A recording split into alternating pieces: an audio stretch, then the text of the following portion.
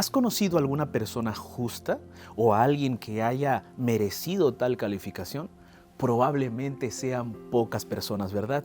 Encontrar una persona correcta es una labor desafiante, sobre todo en una época donde la virtud y los valores son menos practicados. Pero, ¿realmente existen personas justas? ¿Quién es justo? ¿Por qué es importante ser justo? Y sobre todo, ¿cómo podemos ser justos?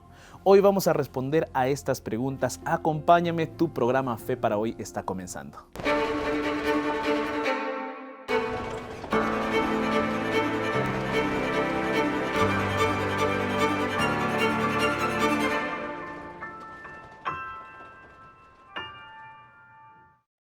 Antes de comenzar con el tema de hoy, me gustaría presentarte una forma diferente de estudiar la Biblia a través de WhatsApp junto a nuestra instructora virtual Esperanza. Solo tienes que enviar un mensaje al más 5512 98 300 3400. Lo repito, más 5512 98 300 3400. Esperanza puede responder todas las preguntas bíblicas que tengas y también podrás realizar más de 10 cursos gratuitos sobre diversos temas como la salud, la familia, el matrimonio y la vida espiritual. Algunos temas específicos que están relacionados con nuestro tema, con nuestro episodio del día de hoy, por ejemplo, es mi versión con Jesús, el poder de la oración, cómo mejorar tu vida espiritual. Entonces, aunque Esperanza es un chatbot, cuenta con un grupo de personas que te acompañarán en tus estudios y al finalizar cada estudio recibirás un certificado. ¿Qué esperas? Envía un mensaje ahora al más 5512 98 300 3400 y estudia la Biblia en cualquier lugar y en cualquier momento del día.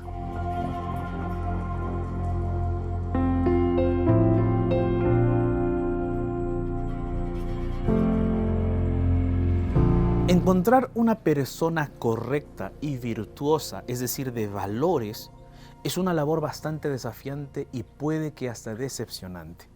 Al conocer a una persona solemos generar expectativas sobre ella. Cuando son positivas, esperamos que esa persona satisfaga las expectativas que nos hemos creado.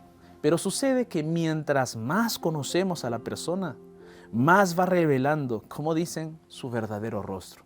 Y muchas veces descubrimos que sus comportamientos o sus valores son diferentes de los que nos habíamos proyectado.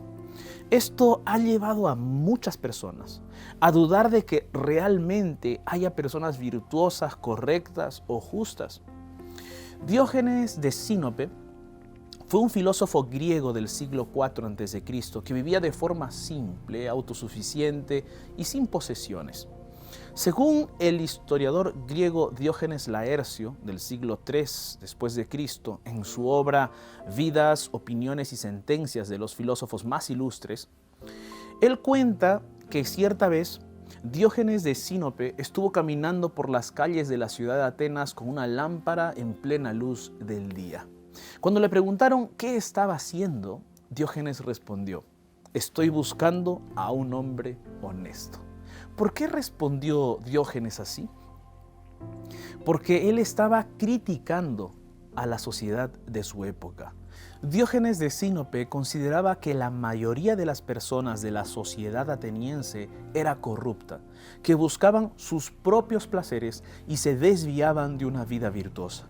Por eso Diógenes se valió de una lámpara en plena luz del día para enseñar cuán difícilmente se podría encontrar una persona virtuosa en la sociedad de su época. ¿Era realmente difícil encontrar una persona honesta en una ciudad populosa como la de Atenas de esa época de cerca de 300,000 habitantes? Para Diógenes de Sinope, que mantenía una perspectiva negativa de la sociedad, sí lo era. Curiosamente, a alguien se le ocurrió añadir un episodio a esta historia y refirió que Diógenes por fin pudo encontrar a un hombre honesto, pero este hombre le robó la lámpara a Diógenes, que después tuvo que caminar en la oscuridad de regreso a su casa. Probablemente Diógenes de Sinope habría concordado con esta añadidura. Aun cuando creemos haber hallado a una persona honesta y virtuosa, podríamos estar equivocados. ¿Te ha pasado alguna vez? Probablemente sí. En el siglo X a.C., unos 600 años antes de Diógenes de Sinope, un sabio reflexionó sobre la vida, los placeres, la incertidumbre, la injusticia y la muerte. ¿De quién estamos hablando? Del rey Salomón. Salomón reflexionó sobre muchos temas, pero llevó una vida totalmente opuesta a la de Diógenes de Sinope. Diógenes de Sinope se privaba de posesiones y de pertenecer a una sociedad. Le bastaba solo con subsistir cada día. En cambio, Salomón tuvo palacios y casas y complació todos sus apetitos. Vivió una vida de abundancia de placeres y posesiones. Mira lo que Salomón declaraba en Eclesiastés capítulo 2. Él declaraba lo siguiente: engrandecí mis obras. Estoy leyendo el versículo 4, vamos a leer el versículo 5 también. Él dice: engrandecí mis obras, edifiqué para mí casas, planté para mí viñas, me hice huertos y jardines, y planté en ellos árboles de todo fruto. Me hice estanques de aguas para regar de ellos el bosque donde crecían los árboles. Compré siervos y siervas, y tuve siervos nacidos en casa. También tuve posesión grande de vacas y de ovejas, más que de todos los que fueron antes de mí en Jerusalén. Me amontoné también plata y oro y tesoros preciados de reyes y de provincias. Me hice de cantores y cantoras, de los deleites de los hijos de los hombres y de toda clase de instrumentos de música. En el pasaje que hemos leído, encontramos que Salomón llevó una vida de excesos, desenfrenos e insensatez, y que aún así siguió buscando la sabiduría. La versión Nueva Biblia Viviente traduce así el versículo 3. Así que, después de mucho pensarlo, resolví probar los placeres de la embriaguez, procurando aún encontrar la sabiduría. Pero cuidado aquí, Salomón quiso experimentar de todo para ver lo bueno que hay en ellos. Sin embargo, nadie necesita hacer eso. ¿Cómo terminó Salomón al probar toda clase de placeres? Salomón terminó amargado, desesperanzado y pesimista. Salomón acabó afirmando que todo es vanidad. Llegó a la conclusión de que entregarse al desenfreno y la locura no tiene sentido. Su consejo es que nadie siga semejante camino. No todos los que siguen ese camino regresan. En medio de su desenfreno, Salomón se detuvo a reflexionar sobre si era posible encontrar algún justo. Así como Diógenes de Sinope buscaba a un hombre honesto, Salomón, varios siglos atrás, buscaba a un hombre justo. ¿Y cuál fue el resultado? ¿Encontró alguno? Leamos lo que dice el sabio Salomón en Eclesiastés capítulo 7, versículo 20. Él dice así: ciertamente no hay hombre justo en la tierra que haga el bien y nunca peque. Mira cómo Salomón dice enfáticamente, totalmente convencido, que no hay justo en la tierra. ¿A qué se está refiriendo cuando usa el término justo? Salomón lo explica inmediatamente después: alguien que haga el bien y que nunca peque. El texto hebreo dice literalmente que no peque, pero las traducciones al español suelen añadir nunca o jamás. Esta opción es válida porque Salomón está hablando con seguridad, pero a la vez con decepción por no encontrar lo que busca. De hecho, más adelante, hablando de buscar a alguien sabio, en el versículo 28, él dice explícitamente: mi alma aún busca, pero no halla. ¿No será que Salomón está exagerando? No hay nadie que siempre haga lo bueno y nunca peque. No lo hubo, no lo hay y no lo habrá. Por supuesto, no hay nadie así de justo, pero podríamos con el uso de la razón y la educación llegar a ser con el tiempo hombres justos. En el siglo XVIII surgió un movimiento intelectual europeo denominado la Ilustración. Este movimiento celebraba el triunfo de la razón en todos los ámbitos de la vida. Depositaba optimismo en el progreso humano, fe en el progreso de las vidas de cada individuo y de la sociedad en general. así como confianza en el poder intelectual del ser humano para, de forma progresiva, dirigirse independientemente y establecer cursos de acción que hagan la vida más plena. Con el avance de la ciencia y la tecnología y la emancipación de la religión, se creyó que el ser humano progresaría. Se acabarían las enfermedades, las desigualdades y los conflictos. ¿Pero qué sucedió a inicios del siglo XX? Se desencadenaron dos grandes guerras mundiales. Aumentaron los desastres naturales y aparecieron nuevas enfermedades. El extremismo político y el racismo continúan en el mundo, incluso en países democráticos. ¿Y por qué? ¿Sabes? El conocimiento no hace justa a una persona. Podemos ganar mucho conocimiento y a través del conocimiento mucho poder. Como dice el dicho, el conocimiento es poder. Pero esto no nos hará más justos. En realidad, han hecho más daño quienes han tenido más poder y conocimiento que quienes no lo han tenido. Pero esto no quiere decir que el conocimiento y el poder sean intrínsecamente malos. No es así. El problema está en la naturaleza humana, una naturaleza que tiende hacia lo malo, hacia el pecado. Entonces, ¿necesitamos conocimiento? Claro que sí. Pero lo que necesitamos más urgentemente es una transformación del corazón, más específicamente de nuestro carácter.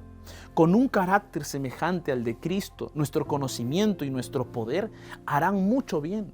Pero si nuestro carácter se torna diferente al de Cristo, el conocimiento y el poder que tengamos traerán al final mucho mal. Pero ¿quién es justo? Podemos decir con palabras sencillas y generales que justo es quien anda en el camino de la justicia, es decir, quien vive conforme a la justicia divina. Y la justicia divina está revelada en los mandamientos y los estatutos de la Biblia. Como podemos notar en Salmo 140, versículo 13, allí se equipara al justo con el recto de corazón. Por el contrario, el injusto es quien anda transgrediendo la voluntad divina y anda en el camino del mal.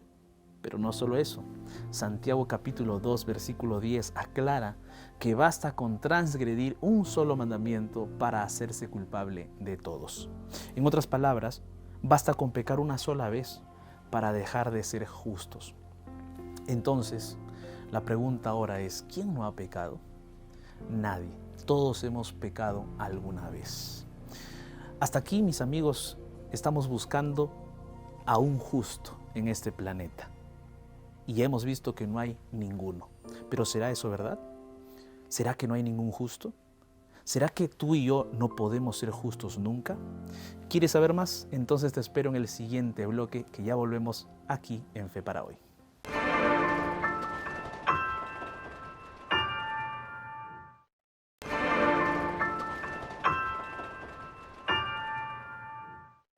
En el bloque anterior nos hicimos una pregunta, si había alguien en el mundo que no había pecado. Respondimos que no, que todos habíamos pecado alguna vez. Esto nos lleva a concluir junto con Salomón que no hay justo que haga lo bueno y no lo malo. En Romanos capítulo 3, versículo 10, el apóstol Pablo reafirma la conclusión de Salomón.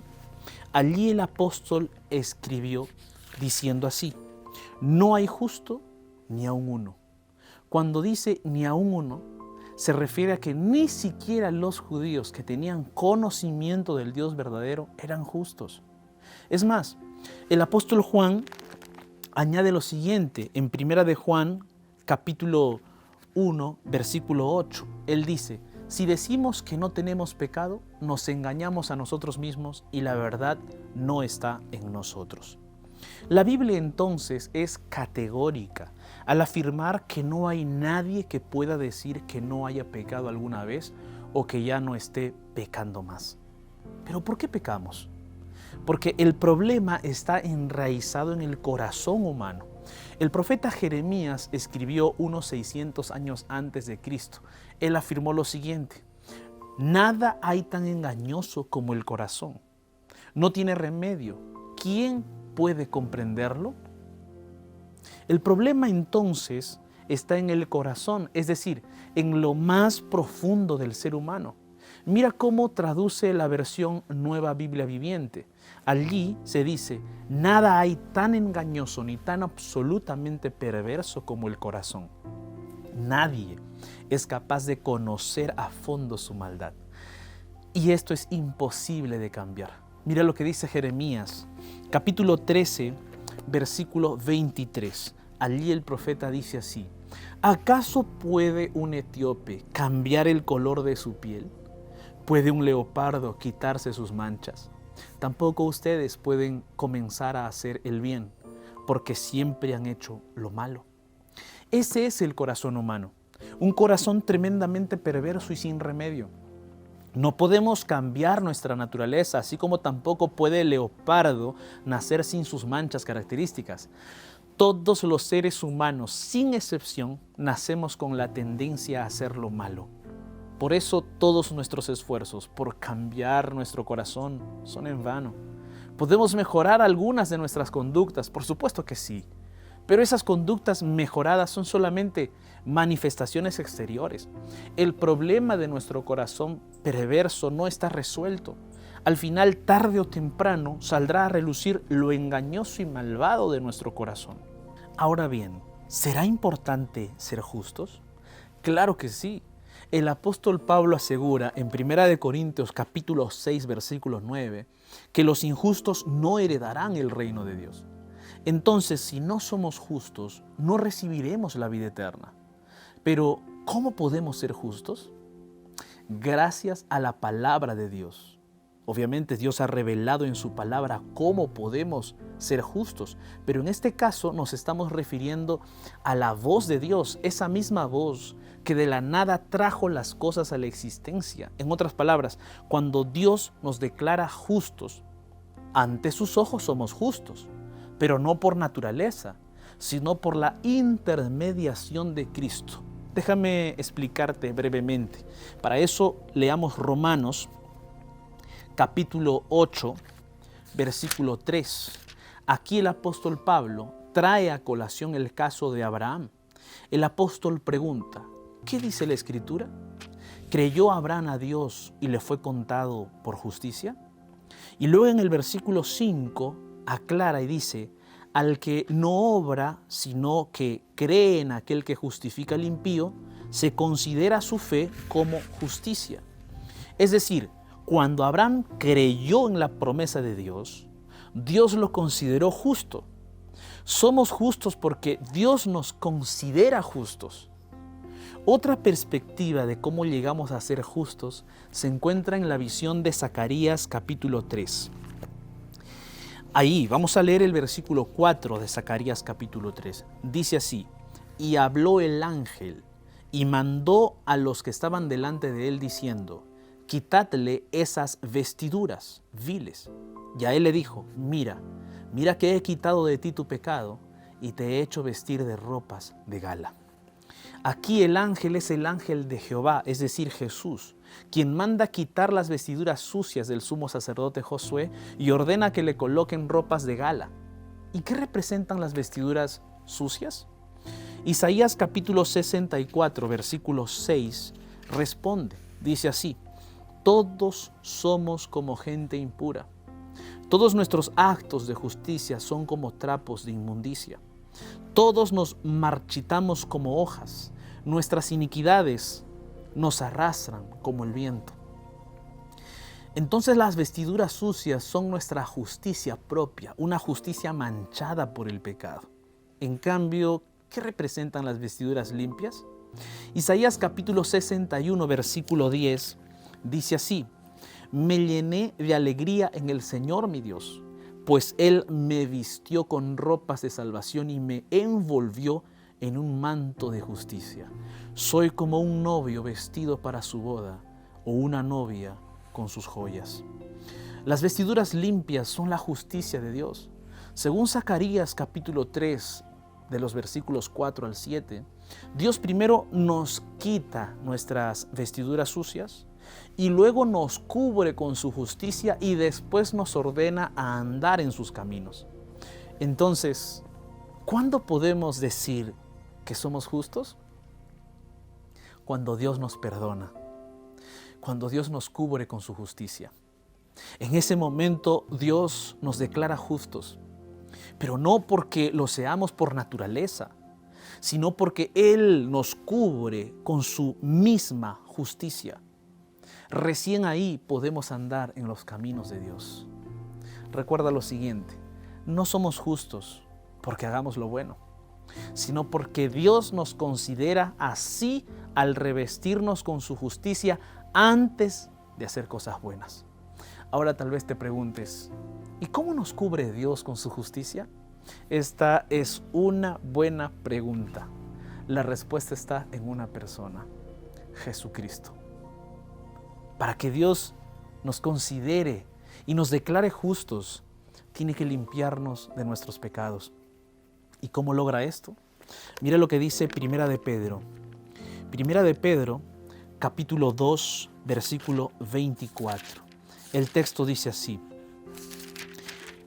Él mismo, en su cuerpo, llevó al madero nuestros pecados, para que muramos al pecado y vivamos para la justicia.